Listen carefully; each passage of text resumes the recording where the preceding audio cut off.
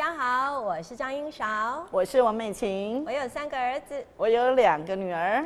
这里是阴晴不定妈妈聊天室，这里没有太多的教条原则，这里只有妈妈日常生活大小事。嗨，晴姐，哟，你有2个女儿哈？没错，是。那女儿会不会要求妈妈要漂亮啊？应该是2个女儿，要求的更漂亮吧。她们知道妈妈忙东忙西的，每天就是这样子，看到很真实的这一面。哎呦，那他们会不会要求妈妈要会送便当啊？送便当好像不在我的清单里头哎。做点美食呢？有疫情的时候，我都看书，照做。到疫情啊，对。那你小时候没有觉得别人家的妈妈都怎样怎样？这说中这个我的痛处了。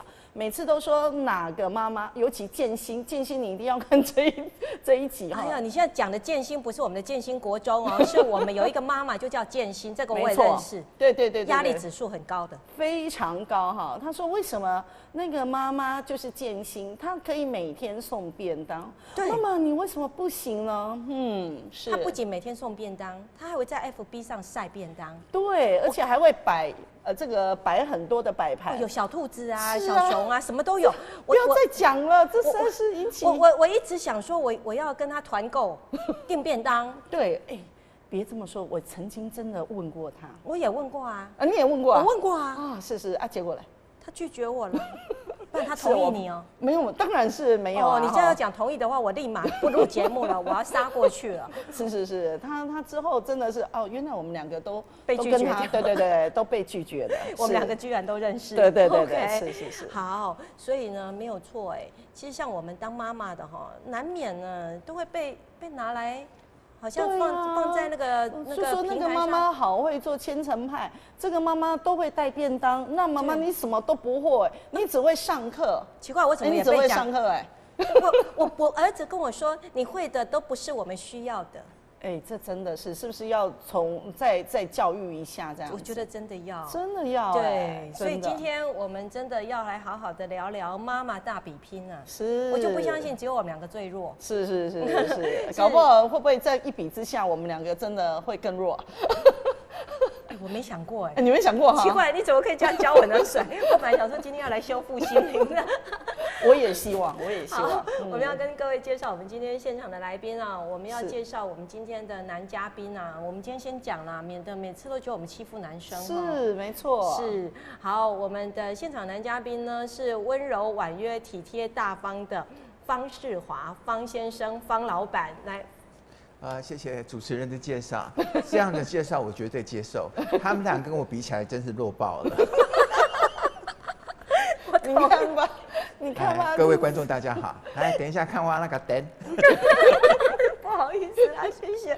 那再来呢，我们要介绍一位正将成为妈妈的新手妈妈，而且是我们在上几集当中，真的是一个绿妈妈真的是哇，这个收视频率非常高，而且真的是翻转我们对绿的一个想法。本来今天想叫她带一下弟弟小绿来，对，是，对，下一集吧，我们有很多集可以做的。对，我们介绍我们的嘉颖妈咪。嗨，主持人好，还有那个世华老板好，我是嘉颖。嗨，没有，我现在看到有人怀孕了，我都好高兴哦。当然，听说国难当前，有人肯跳出来救国，是。对啊，我恨不得他现在里头有3胞胎呢。对，应该没有吧？没有1胞胎而已，就单胎。一次慢慢来。我讲3个一次，因为很重要。对，可以跟你一样哈，看有3个。我们期待啊，嘉颖。好，是我想问一下那个世华哈，你们家有妈妈，你自己也有妈妈。我知道世华从小就被妈妈这个委以重任，没有他远送他国，真的被抛弃了。被抛弃了怎么说？没有，妈妈对他是很期待，所以世华游历了世界很多地方。他学习地在加拿大，然后后来又去到南非，是不是？对，南非，对，是。所以我现在应该严格讲起来，我算是菲佣啊。南非来的佣人，很有道理的，从来没想过哎，是，对，所以我知道这个世华的经历，可能真的也在台湾来讲算特殊，也算不特殊啦，因为毕竟很多妈妈对孩子，尤其在那个年代。都真的有很特殊的一些期许跟期待，所以世华，你自己的经历上，你有没有觉得别人家的妈妈比你自己的妈好？这么说吧，他吞吐来，对，不知道该如何说起。每个小孩对自己的母亲都有各式各样不同的解读啦。那当然，我看我妈，我到了现在这个年纪，我再回看我母亲当时。对我做过的一些教育啊、方式啊、各式各样，确实觉得他也不算普通人啊。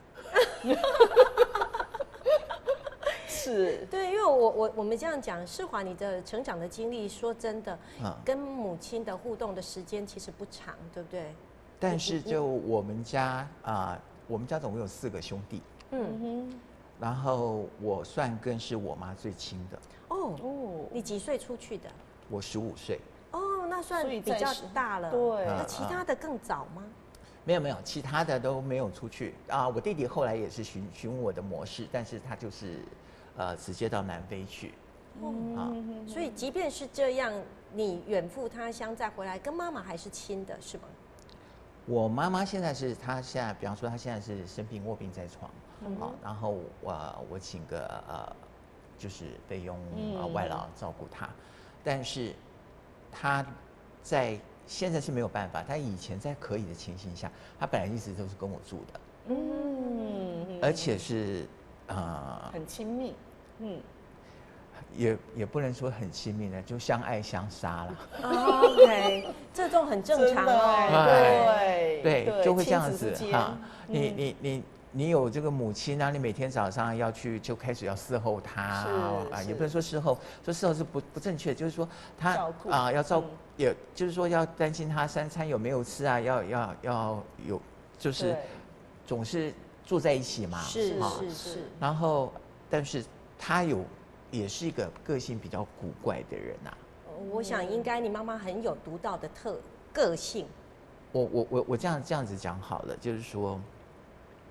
我记得有一阵子，那时候他跟我爸爸还跟我住的时候，然后我就会经常带他们出去吃饭嘛，那出去吃饭的时候呢，我妈她就有那个习惯，就是说你点点鸡的时候不能点到鸡翅膀然后她叫你不要点汤，是因为她觉得汤的 CP 值不高然后她本身不吃牛肉然后那个鱼呢，它有些鱼他就觉得腥，他也不要，有味道然后结果呢，每次吃的时候，我剩下点的东西的品相就不多嘛，我就是猪肉嘛对，然后他又想说，千万不要点豆腐，那个太便宜了是。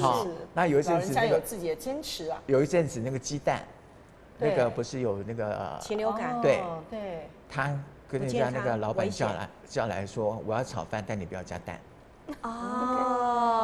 他是会是这样的。我觉得像现在有时候我跟我儿子们出门，我儿子都会觉得我太龟毛，要求东要求西，很丢脸。我相信你当时也应该觉得。我当时是觉得还好，但是后来他有经常就是说，他讲话的时候有时候刺伤到我，就是说。他就跟我讲，他就叫我名字，他说：“你怎么每次老是点这几道菜？”是因为其他都不能点。但是我不能，我觉得我在那时候，我就是从小就是个乖小孩，我就不会想要去回他。但是我心里就很受伤，就觉得说，对啊，可是我不点这些太硬的，你也不能吃，又咬不动。对，所以我到餐厅里面局限的就是那几道菜嘛。但是他就会变成说。那你怎么都点这几道菜这几道菜我们不是都经常吃吗？是，对。其实我觉得我们的节目我真的很关切，就是妈妈在一个家庭里头，从她的整个职涯，从开始当妈妈开始之后，一整路到她老年，其实这整个的一个过程里头跟亲子之间的一个互动，我真的觉得很不容易，尤其在现代。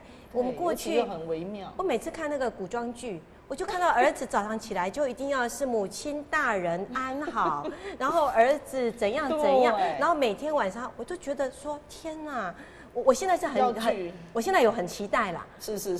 但是我年轻的时候我就觉得这什么东西呀？可是你确定孩子会跟你住在一起吗？当然不会啊，所以期待了也没用嘛。那现在就是觉得说，一个妈妈的生涯过程里头，心理的转折跟转变，我们的确有一些期待，没错。对，而且像世华刚刚提到说，妈妈生了4个小孩，对不对？对。那妈妈有没有常常，她到底觉得她这一辈子值不值得？我很好奇，因为我有3个儿子。对。我这样子讲，我觉得我的母亲是那种付出型的女性啦。OK， 所以她不求回报。她真的就是说，她把她的所有都灌注给这个家庭。是。我到我爸爸过世的好几年之后，我才忽然间有一天，忽然就是说，哦，原来是这样子。我爸爸很喜欢吃日本料理，但是我妈妈每次都陪他去吃。哇！但是他从来不点鱼，不点他就吃豆皮寿司。是。然后我就觉得很纳闷，我觉得很最便宜的那一样。对，我就觉得很讶异，你为什么每次你都要点这个东西然后直到我爸爸走了好几年之后，有一次我几个阿姨来台南然后我带他们去吃饭。那我带他们出去吃饭的时候，我当然就问说：“那你们想要吃什么嘛？”我阿姨跟我回说：“除了什么东西都好，除了鱼。他们住中部。”南投乡下，他们怕鱼腥味。是。那我那时候心里想说，对啊，那可是我妈跟你们是同一个家庭出来的。对。但是我从小到大从来没有意识到这一点，就是说他陪着我爸爸去吃这个，他都会点鱼。是。我爸爸吃生鱼片，就是完全就是吃日本料理那个东西，但是我妈就不吃。是。点豆皮。然后我爸爸是标准的那个台南吃那个虱目鱼，柴椒啊，对，不是他不，但是就是说，就是你就觉得说，以夫为贵。以我妈妈这样的女性，她就是说，如果没人看到她那样，她真的就是这样子默默的做一辈子。是。就是他所有的兴趣喜好都排除在外了，然后他一切都是以先生、以孩子为主。那如果真的没有人看到，那真的就这样了。那幸好你是看到了，对，我记得网络上有那种故事，妈妈到了年纪大了，然后儿子呢每天给他吃个鱼头，吃个鱼尾巴，就说妈妈这是你最爱吃的，殊不知。妈妈都把中间都给孩子，那他就只吃剩的嘛，又舍不得丢掉以前的人，所以有时候我们都觉得传统的妈妈，嘉颖你会不会变这样的妈妈，把最好的都给孩子？不会，因为我们的时代可能不太一样，千万不要，千万不要，我是很做自己的妈妈。真好，因为像我们这个世代我们跟世华是同一个世代，我们就是夹在一个想放手又放不走，又舍不得放。对，那甚至要放的时候，我们的长辈就会说：“啊，你怎么没有帮孩子做这件事？”是，真的。然后搞到后来，你会觉得说，不是要爱点自己吗？就爱不下手。是。对，然后所有的像我真的也可以讲，我全家人没有人知道我喜欢什么东西。那但是我会知道他们每一个人爱什么东西，喜欢吃什么部分。那后来我就会跟我自己说，这些都是我爱的，只要是他们爱的，我都爱。就比如说，你可以，尹小姐快要这个眼泪泛出来了，对，拖回去，真的。所以我真的可以理解说，像我们这样子在世代夹心，那所以其实我真的会觉得说，我们生孩子是一种喜乐的缘分。所以我一直都期待说，我们的年轻的一辈能够理解说，多爱自己，爱自己。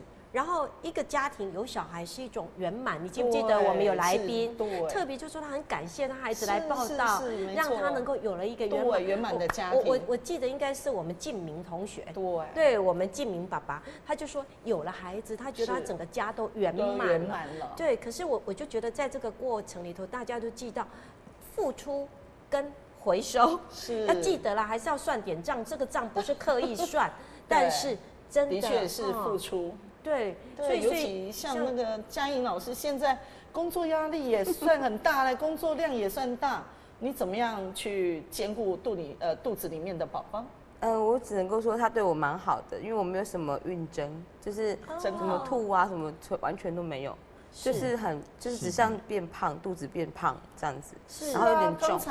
刚才我就看佳莹还跑来跑去的，跑来跑去，我就说，你到底有没有怀孕啊？她比我们的活动还灵活可是这一点我又那个嘞，因为我当时怀老大的时候，我还爬那个铁梯上去看铁塔，因为我们决定这个有个见到了，对不对？建物要去，我那时候在学校弄了一个长荣之声广播电台，正要开始整地要建。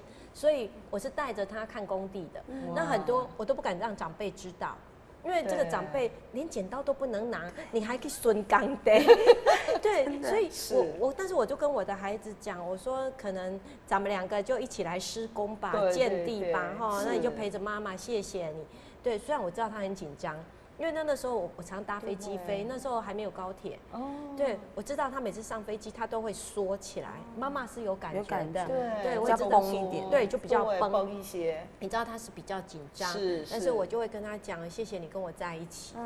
对，虽然他还是绷着，不过我真的蛮勇敢的。对，我真的觉得说，以我们现在的家庭或我们现在的生活，你真的很难说叫女孩子单只当家庭主妇。真的，的确是。可是我真的觉得家庭主妇单纯的没有比较轻松哎。对，真的。你有那种感觉吗？有啊，我就发现我的一个学生，他就想说，在转换跑道的时候就喘口气，然后就是当家庭主妇这样子哈。然后他想说，好吧，那小孩子也很小，就在家里面先照顾一阵子，再慢慢的找工作。结果殊不知。她整天忙下来，真的比在工作的时间还忙。结果婆婆还跟她讲说：“你不是只有带一个小孩啊，怎么会累成这样？”哎呦，真的，其实这个点我在想，也是现在很多的那个年轻的男女不敢生小孩一个很重要的原因，因为其实不知道为什么以前的妈妈真的很厉害，像我阿嬷生9个小孩是。好像也没听他说怎样。对啊，对，那为什么？没错啊，有时候我们也会想说，为什么来到现代？当然环境不一样嘛，对不对？没错。而且对孩子的教养啦，对孩子的期待啦，什么都不相同了。我们都不一样。就是我们刚刚节目一刚开始，我跟美婷老师我们讲到的，我们那位好朋友建新姐姐，她就是纯家庭主妇，我真的很佩服她，因为我自己都觉得我白天在外面上班。对。晚上回家陪小孩，我觉得陪小孩比较辛苦是。对，我自己有那样的感觉，所以我想问一下佳莹，其实因为你目前 baby 还在肚子里嘛，他就务必配合你嘛，是对你爬上爬下的他都不能拿你奈何嘛，对。可是我们知道你的先生他不是24小时能够随时在车，因为他的职业比较特别，职业是比较特别。其实我们在现代生活里头，有很多人的职业真的都是比较特别、比较弹性的哈。像我们很敬重的军警人员也都是啊。那像您的先生虽然不是军警人员，但他更厉害，他开船出门的。那个出海不叫出门出海，对不起。那个一个巡回回来都是好几个月吧，好几周。他现在是比较近洋的，所以他是可以，可是还是台中港，所以跟台南还是有段距离。所以那你有没有想过，再来你一个人要扛住你家的大绿、小绿，再扛这个小绿？就我们有一些分工啊，那因为他也很喜欢做家事嘛，所以他其实可以帮忙很多东西。那我基本上像我自己，我本身的就是我的原生家庭就是军警人员，所以我阿嬷刚刚老师讲到，就是我阿嬷就是一个人带了很多小孩的，我阿嬷是保姆，所以我从小就是在那种环境长大的，所以我阿嬷极盛时期是9台奶车，也是9台，就是9台奶车塞满我们家。我是那第10个，然后我是唯一会走路的，其他都是小 baby， 所以我不怕小孩哭。OK， 原来是早期了，可是问题现在不行，问题是现在只能带4个，要纠正一下。对，现在那是以前很久以前，他讲阿嬷，我阿嬷的时候，对，所以其实我有个根深蒂固的观念，就像刚刚老师说到的，以前的人也没有怎么样啊，为什么我现在好像有点娇生惯养了？所以我的概念就是说，像我也是去应征保姆，就是请他们到府，就是我之后的，就是我工作不会放掉，所以我还是要维持嘛。那就是保姆来应征的时候，就是有跟我聊，那他就会很多细节就会跟我们讲，他就说你可不可以要求什么，你会要什么喂什么食物啊，还是你什么什么副要食品讲清楚。我就跟他说，基本上我只在乎2个，就是安全，然后跟他长大一点有规矩，就是至少基本的礼貌，这样子就好。其他的你吃什么他就吃什么，我吃什么我没吃也没得吃。我说像乌克兰战争，瞬间就战争的时候。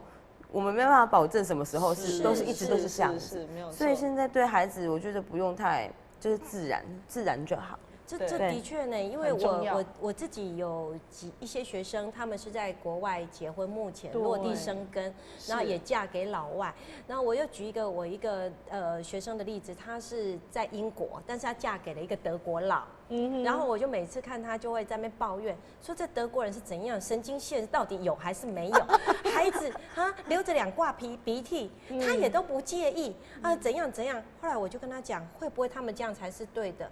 我们干嘛那么介意？才是自然的。对，我们好像一看到孩子流着2挂鼻涕，我们赶快就要擦了，然后赶快去查药了，赶快去要看医生了。没错。然后而且像他们在英国不容易看医生不像在国外对，不像在台湾医生就在你家隔壁，像 7-11一样，对，所以他就刚开始他很不适应，对，但是他后来生了老2，他就跟我回讯息跟我说，老师，我其实觉得他们这样才是对的，尤其疫情的时间3年都回不来，他跟我说他那3年怎么忽然间觉得他轻松许多，我说为什么？他说是心理轻松，是因为以前他一旦觉得有哪里不适，他就逃回台湾，对，赶快拿药。对他逃回台湾，结果他那不能回嘛。他生了以后就发现说，孩子那2条鼻涕挂着就自己会不见了。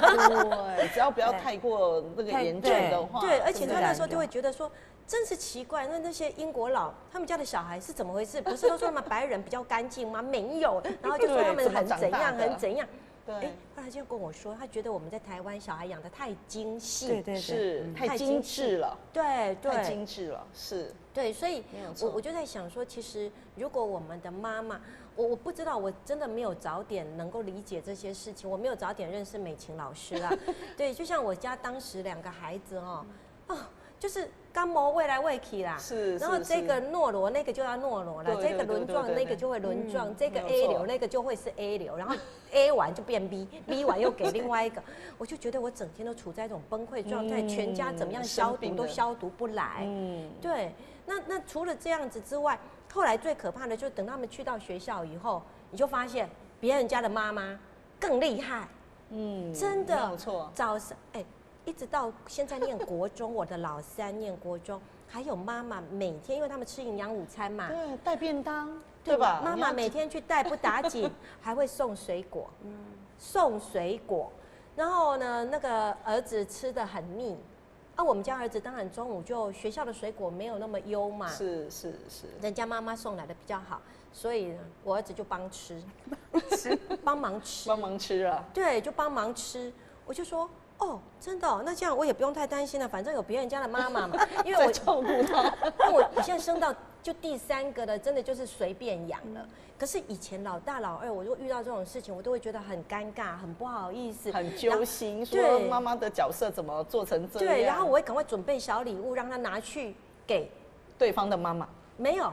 对方的小孩，就是谢谢喂养。对，你吃人家的水果嘛，吃人家便当，尤其国小的时候，老大老2还吃蛮多。是，对，因为老大我们念的那个学校比较自在嘛，比较自在，然后家长也比较自由的居多，然后结果就很多的妈妈都会送便当。没错。然后那个孩子我觉得孩子很奇怪，每天吃妈妈的便当，会觉得别人家的比较好吃。对啊，永远看到别人家的便当是最好吃的，真的。那也很奇怪哦。我就觉得说奇怪，那为什么别人家的妈妈永远有这个时间可以送便当？真的，我就真的不懂。奇怪啦，对，我们以前也是这样子吃营养午餐这样上来的，也吃得很强壮。我还遇过那个有妈妈每天还可以帮孩子再换一套衣服到学校的，然后擦一擦，然后再回去的。我这件事我一定要讲。我的小孩在小学的时候，曾经透过那个公共电话打电话给我，然后就说：“妈妈你在哪里？”然后我说：“我在学校啊，怎么了吗？”我一接到这种电话都很紧张这样子。对。结果他说：“妈妈，我忘记带什么什么，我已经忘了嘛哈。然后说我忘记带什么，你可不可以回家帮我带来？那怎么办？老师会说不要，让他自食后果。是我当下就说不行，我下一节课我还有课，我真的没办法冲回家带过去。好，那你就真的诚实跟老师说，你真的忘记带来。结果他真的听到话筒另外那一头哭了，就大哭起来。哭了，我说怎么办？那老师会处罚。我说那也没办法，你以后要记得。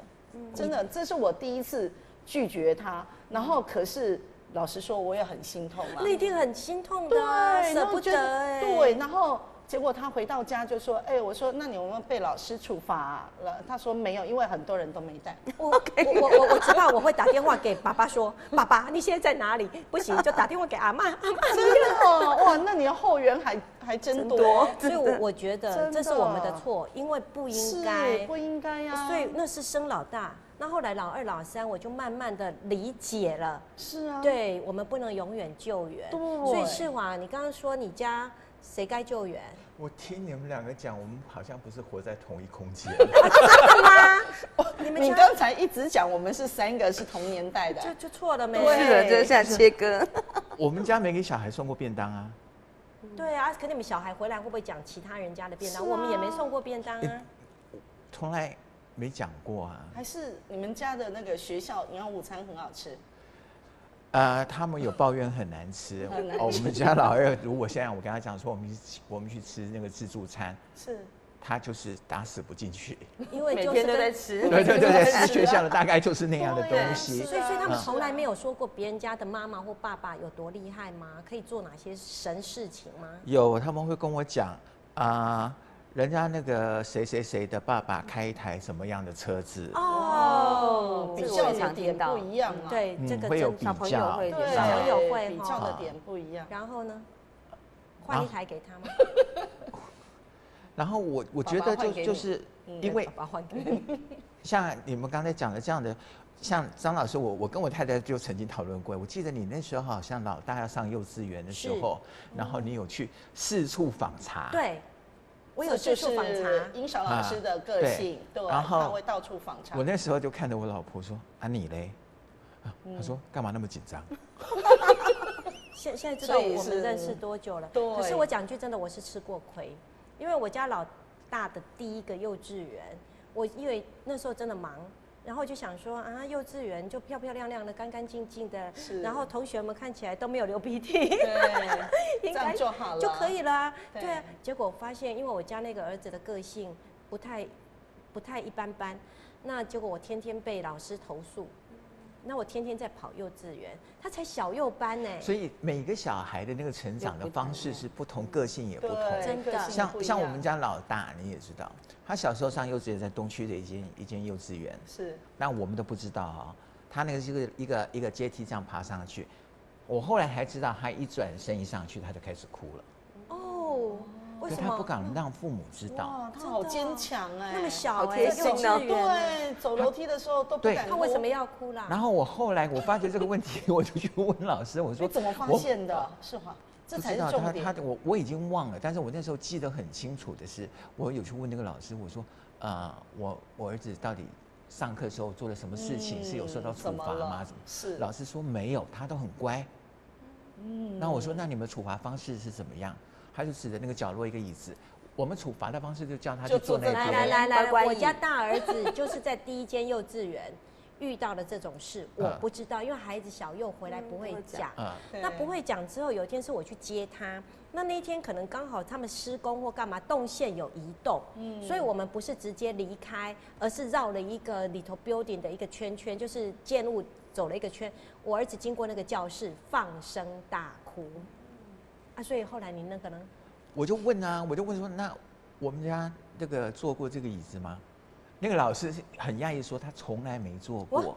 也不像我们这些，我们常常天天就是说坐那他自己他有自己那个内心压力。我后来才发觉说，我2个儿子都觉得像我这样的老爸可能表面上不讲什么不干嘛，可是给他的压力很大。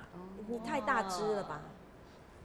然后后来他们要讲我怎么样的时候，他们会讲说，你跟奶奶好像哎呦喂啊，你就知道了。啊，就是奶奶的个性。我但是没办法，我原生家庭，我家庭移植了我妈妈那样的个性，就是有某方面我可能非常的龟毛，或是要求高的。我后来想一下，我那时候就觉得说有一种叫温柔的强势。OK，是。然后我那2个儿子刚好又都比较内向啊，然后就是对这种父亲的，他们认为说我爸爸应该会要我怎么样。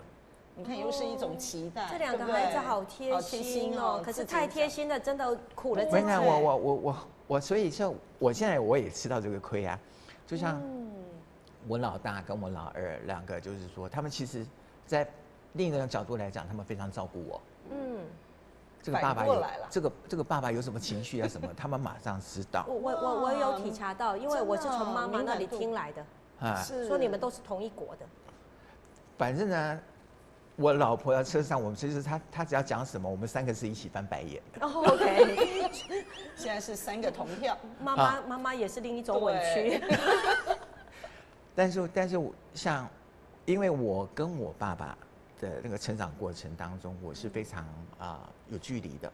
OK， 非常怕他。虽然我后来跟他很亲，但是实际上没什么可以聊的。OK， 你人到一定父权，对，你坐在一起，就是坐了1-2个小时，讲不到几句话，但是你就只有坐在那一边。亲爱的陌生人，对，就是一种陪伴。是。然后我2个儿子，我就想说，我不要这样，一定不要，对，但是我觉得有点反过头了。OK， 他们知道说我对某些事情会有要求，但是他们其实就像现在2个都不叫我爸爸。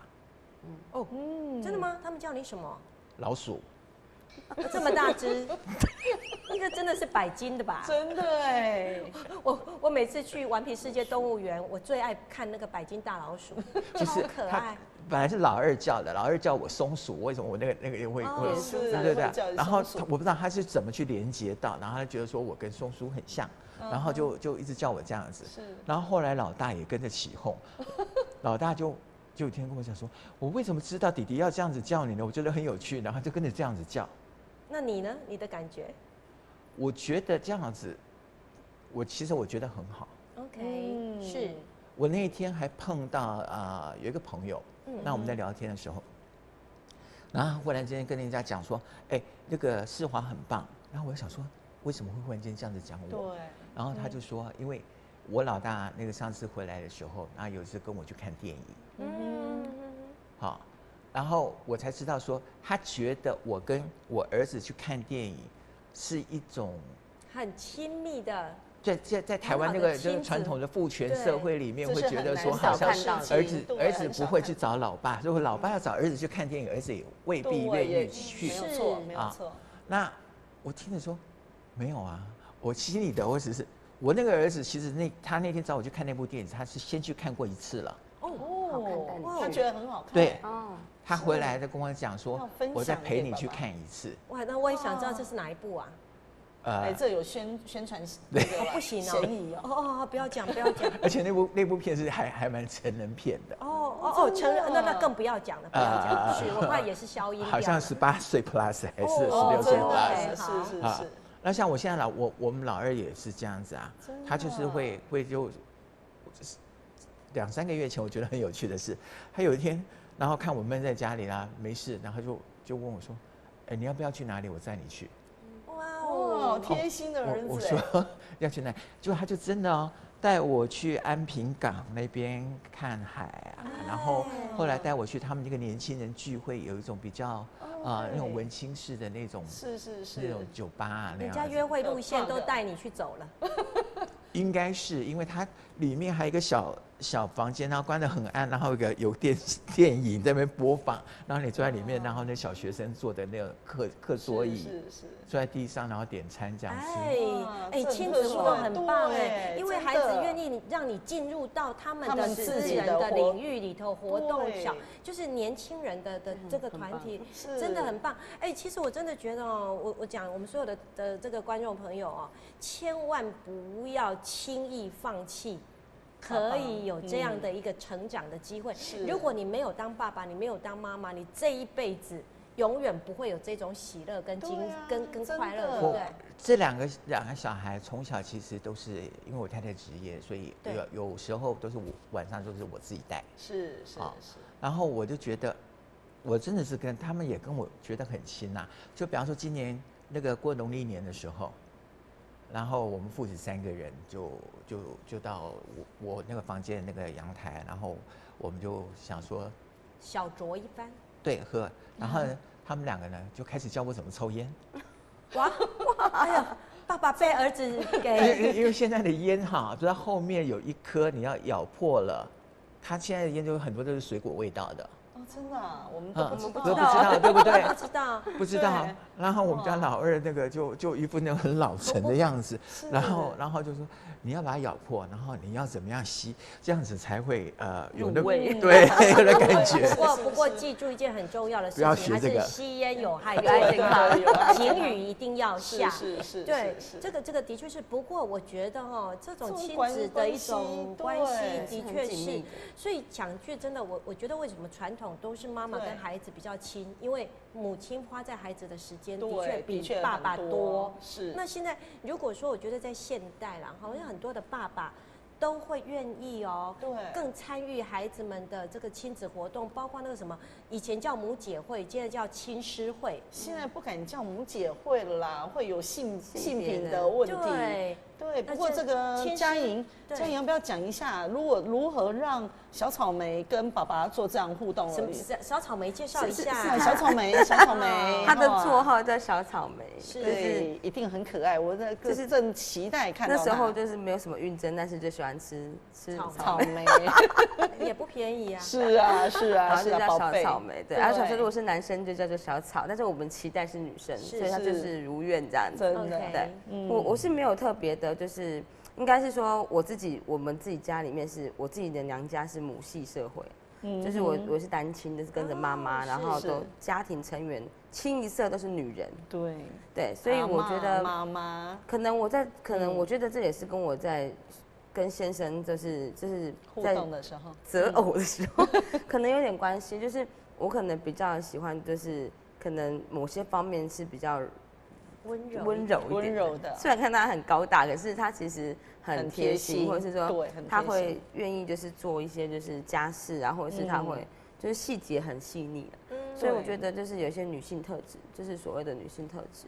那我觉得我自己就会比较相对的，就可能会比较，因为我在上班或是在工作职场，可能会相对比较刚强一点，所以我觉得刚好是可以互补。所以我觉得我也没有太设定说要怎么样让他跟爸爸就是相处，就是自然就好。我还是觉得秉持就是大家就是自然。但是像我自己的母亲，就是像我，因为我妈妈很年轻，我妈妈很年轻，非常年轻。可以了解贵庚吗？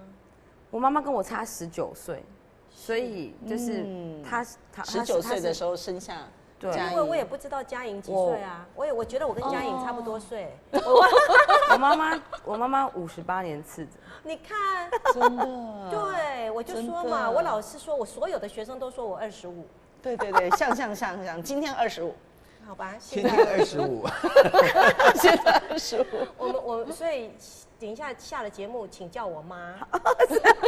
当得起。我很尴尬，就是对，因为我我妈妈太年轻了，真的好年轻，所以我其实你刚刚老师在问说有没有羡慕别人的妈妈，通常都是别人羡慕我，对，没有错，因为他们觉得我妈妈很年轻。这个会，我真的要跟我们所有的观众朋友讲一件很重要的事情，孩子都会希望自己的妈妈是群体妈妈中漂亮的那一种，而且我妈妈很爱漂亮，对，所以比嘉颖还更爱漂亮，千万不要当妈妈，她真的爱漂亮，嘉颖本来已经漂亮，不用再爱了。其实我讲句真的，不要我见过很多的妈妈都认为说你已经当了妈妈了，就不需要再去关注自己，太在意自己的外形，甚至有很多长辈也会来跟我们这些当妈的说啊，结婚都结了，啊，囡仔都生啊，对，不用再买衣服了啊，对。可是讲真的，孩子会比我别的没比赢过，我就这一项赢了。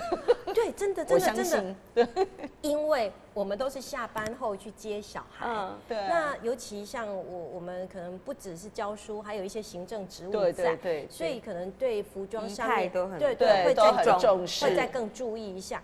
结果每次一去，我后来就发现，哇，老大、老二、老三的同学都会说你妈好像姐姐很漂亮，对我儿子他们就只高兴这一点，真的真的。这个老妈带着出门，是这个可以的，对，所以刚刚嘉颖想到，我忽然间给了我勇气，哎，我真的就这一项赢而已。我觉得这一项就很棒。也影响到我觉得我也影响很深刻，就是说，因为我单亲嘛，所以我们都是一路跟着妈妈。我觉得她影响到我的一个点很大，就是说我其实她就是很做自己。哎，他不像妈妈，他很像，就像你跟儿子，就像我们像朋友，像姐妹淘，像姐妹淘。所以我们的衣服，因为我很小就长得很高，虽然我现在没有很高，可是我很小的时候就个头很高。你先长起来放。对，我长起来放，我6年级就158，现在也158。所以我妈个子很娇小，她是150几公分，很小一个。我看过。她那时候就会跟我分享衣服。哦。那因为她够年轻，所以她其实就像小孩带小孩。她的 style 跟你就是一模一样，真的就是两个姐妹，两个姐妹一样。我从小就是一直让人家听到，就是说，就是好羡慕，就是第一你妈妈好年轻，然后漂亮就算了，然后好香，我妈头发都很长，她长得她年轻的时候像王祖贤。哎呀，是那种类型的，真的。然后她就是活在自己的世界的美女，现在也是，现在还是。这就是为什么我的头发也是都长的，都是美女。儿子不肯给我剪头发，剪头发。对，然后她就有公主情节。然后就是妈妈漂亮，然后再来就是她就是很随和，就是跟其他的同学像朋友。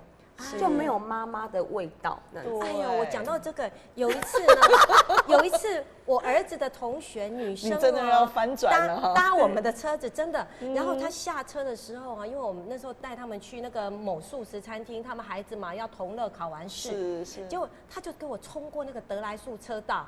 我来不及抓我也没想过他怎么会那样奔跑，我吓坏了，吓一跳。结果我就从后面吼了他很大声，然后过了我也过了那个德来速，我就狠狠的把他定在那里，嘎啦嘎啦嘎啦嘎啦。结果之后他跟他妈妈说什么，你知道吗？这女孩子跟他妈妈说，人家那个谁的妈妈连骂人的时候都好有气质。你确定他不是要特别讨好你这样子？没有，不需要嘛。然后对，因为同学讨好同学的妈干嘛呀？对啊，我又不用打他成绩单，就他妈妈就很哀怨的一直看着我，就跟我说。你到底都是怎么骂人的？为什么骂到他可以说你很有气质？骂人也很有气质这样子。我讲句真，因为那天我又急，对，当然这很危险，很危险，非常危险。其实我真的觉得我很凶悍，是，所以。哎，那不错，你可以开个那个骂人气质专班。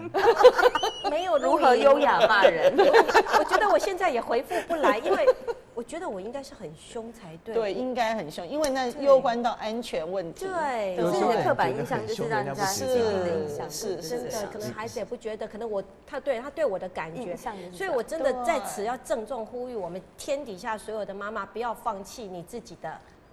造型打扮跟美丽，做自己，像嘉颖讲的，妈妈就是很勇敢的做自己。还有我们天下所有的爸爸，包括我们世华爸爸，其实我平常世华爸爸穿的打扮都很时尚。今天干嘛上节目？我平常也都是靠外貌的。我明明就觉得你个人就是外貌啊，外貌协会吃香，因为我知道他老婆完全就是迷上他的外表。是头上一把刀，就是这样害死我。所以我们这一集，所以真的，我们天下所有的爸爸，还有我们天下所有的长辈，也千万一定要鼓励自己的家里的那个妈妈。因为妈妈的美丽是家庭的荣耀，是真的是，而且也不一定要很美丽啦。我的意思就是说，我举个美丽感是对，并不是自信，对，是自信。其实我真的要讲这一点真的要翻转一下这个我家小孩在大学的时候，我们会去帮他搬东西嘛总会露宿的时候总会去搬一些东西到宿舍去。那结果呢，我就发现当天晚上他就打电话回来，然后就说啊报平安啊，都说一切都妥当。结果他还说他们的室友竟然跟他讲说，哎，那个下午来的那个是你妈妈吗？他说对啊，那个是我妈妈没错。他说啊，你妈妈怎么那么年轻？哎，我说的是实话，我不是刻意讲。我们没有说你说谎话。对对对，他说怎么那么年轻，看起来就很像阿姨呀、等等之类的。其实我真的要说哈，我们真的有自己的工作，而且有自己的就是自己的工作要忙碌，我们会打扮，我们会有自己的自信，对，会有自己的风格，我们不会被这些老实说，不会说哎传统的枷锁说哦，妈妈就是要什么样子，是，对，的确是。真的，我会觉得一个现代的女性，不管你是结了婚、生了子，其实把自己照顾好，这绝对不是一种什么我们过去会觉得说啊，妈妈啊要爱小孩啊，怎么还只顾自己？其实真的不是，其实我们把自己打理好了。全家人都好，哎，都好，真的，对，你讲得很好，真的，全家人都好，所以先生也很好，不一定要在便当上赢人家，是，不一定要在千层派赢人家，对，没错，对，也不一定要在什么趣味竞赛2人3角。我从来没参加过，是，对，因为多累啊！我儿子在旁边加油就好了。所以我谢谢那些去帮忙2人3角的这个妈妈。但是我觉得说，每一个人都有他自己的长才之所。没错。其实像我从来真的没有机会去学校当那个什么亲子妈妈亲子妈妈、志工妈妈。那我都很谢谢这些妈妈们。是。对，因为每一个人在自己的领域里头，每一个人扮演好自己的角色，专业，然后这就很棒了。所以我其实像我自己真的走过了3个孩子哦，老大老二那时候真的没有人跟我们讲，因为那时候真的时代比较传统。对。那来到了老3之后，我就会发现说那个自信心跟那种喜乐感哦，哎无比哎，就发现原来。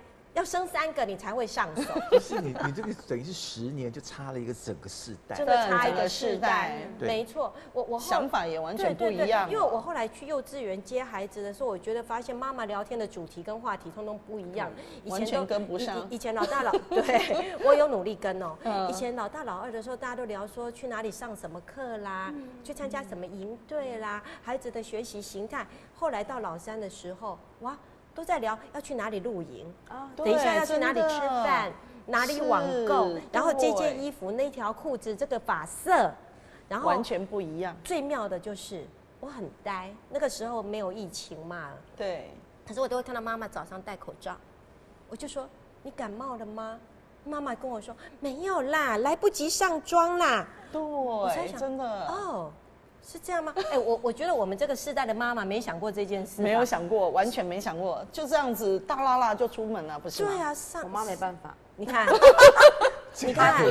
真的没办法，真的。对，所以你看，我现在也是叫她，我们也很少叫就是妈什么的，像她有一个绰号叫 Kitty，Hello Kitty，她很喜欢 Hello Kitty， 我们都叫她 Kitty。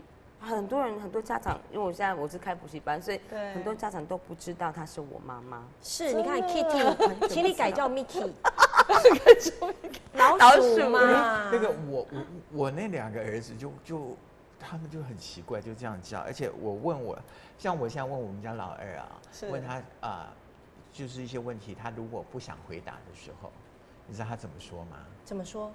你真是太可爱了，老鼠。哦，真的，然后掉头就走。哇，哎，他这样子也没有得罪老爸，对不对？他老爸高兴啊，是啊，也没有得罪他莫可奈何。是啊，真的。可是像如果你太太看到你跟孩子的互动，他会怎么看？他会吃醋。你看，真的会吃醋哎，真的。对，因为为什么感情可以好成这样？我出去在车上，然后他就说：“你为什么叫你爸叫老鼠？那我呢？”叫米妮，没有老虎。他说你是马铃薯，他能接受吗？我是种在那边不动的。可是妈妈应该不喜欢马铃薯，对，真的哎，能不能改一下？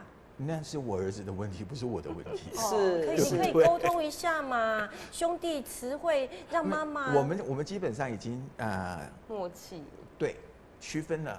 是，你肯定去狗问啥去狗？妈呀，麦安内娜，女人很容易寂寞哎。像我在家里头，我也是觉得他们4个人不知道在讲什么，我都没有跟上。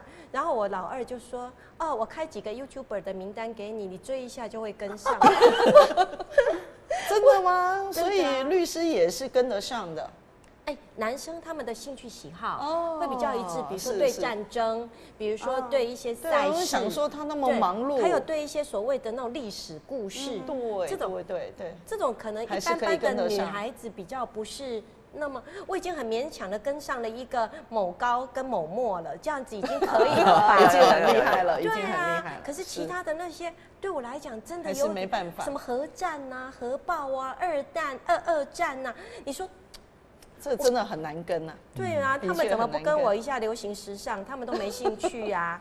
是，又没有办法卷发。所以我就一直觉得哈，其实性别是真的会有差异啦。没有错。那所以家里头如果像我们这样性别都很偏颇，像你们家也很偏颇，他们家也很偏颇的状态下，对，你们家也是。我觉得稍微照顾一下弱势族群啦。对啊，你确定是弱势族群吗？真的，我跟你讲，我们是伪装坚强，是因为你的内心觉得有一种寂寞无可对话感才坚强的。真的，你相信我。对，那只是说每个人伪装的方式不一样。对，可是在我们家好像不太一样。虽然在性平这方面，好像我们家，我告诉你，女生比较容易照顾跟体察人，我觉得这真的是天性。对，真的这一点我相信。这个我否认，我也是非常那个会照顾跟体察人的啊。可是我不是女性吧？就这个人真的是今天来乱入。对，所以你们家爸爸会比像我这样子的这种弱族群来讲。对，他会比较稍微缓和一点点。没有，是我们家2个女儿就都比较偏向他，会体察他，对，比较能够体察。反而那世华，我们这真的是，我都在我们家都是1票的。那我2个女儿都是偏我们家爸爸的，都是3票。他们2个真的都很理工脑，我就觉得这种虽然外表是女性哈，这个性别是女性，可是脑筋的思考点都跟我先生一模一样，都那种理工脑。我觉得我一定是第3性了啦。对呀，我在我们家什么票都没有，但是只有我这一票。公关主任。对，公关主任。好吧，我永远当那个高高在上、高处不胜寒的女皇。是，当女皇不好呢？高处不胜寒。OK 啦，但是总结回过来讲，我们就还是要讲哈，真的一个家庭里面哦，怎么样能够让每一个人都能够爱自己？对，不要再去比较了啦，哈。来，给我们一句，今天你的金句有吗 ？slogan。好吧，我告诉我2个儿子，以后不要再这么叫我了。不是啦，不可以这样叫他妈妈啦。老鼠继续叫 potato 不可以啦。是啦，他妈妈经常也是这样子跟儿子要求你们就不能对我就比方说夸赞我啊，讲我是美女啊，然后那个你们可以叫她美女啊，你当野兽嘛，然后我们3个就翻白眼走出去了。真的说男人真的难相处。来，嘉怡。我就觉得，就是从我母亲身上，就是得到很多的，就是她的样子啦。我觉得很喜欢她，在现代用，虽然她也是跟我们年纪有落差，可是在现代，我觉得非常的符合现在的情境。就是我觉得要先把自己照顾好，爱自己，你才有余力去爱别人，然后甚至是你的光彩或者什么，你会照到别人，所以孩子们都会被你给，就是他就会很习惯这种感觉。对，太好了。我们希望下次世华上节目的时候，也跟我们说，那个老婆已经当了米妮了。是，你当米奇。我的光彩照耀了她。还行啦，这样没问题，这样没问题。哎，最后我们还是一样要呼吁有。快乐的妈妈才有快乐的小孩。谢谢大家，大家继续收看我们的节目，感谢，拜拜。